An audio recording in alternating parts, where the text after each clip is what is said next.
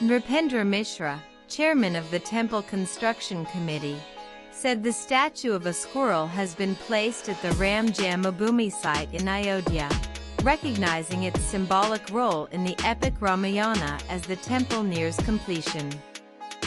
The Ram Temple Trust has installed a statue of a squirrel at the Ram Janmabhoomi site in Ayodhya, recognizing its symbolic role in the epic Ramayana as the temple nears completion.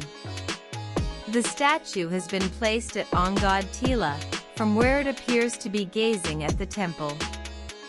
Let's know about the role of the squirrel in the Ramayana.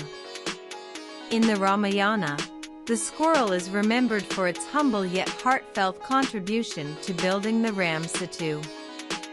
According to the Valmiki Ramayana, when Lord Ram's Vanar Sena was constructing the Ram Setu bridge to cross the river to reach Mata Sita, a small squirrel also joined in.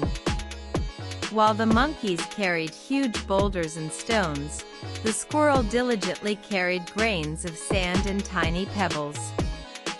The squirrel was doing this work with full dedication and was contributing to the construction of the bridge.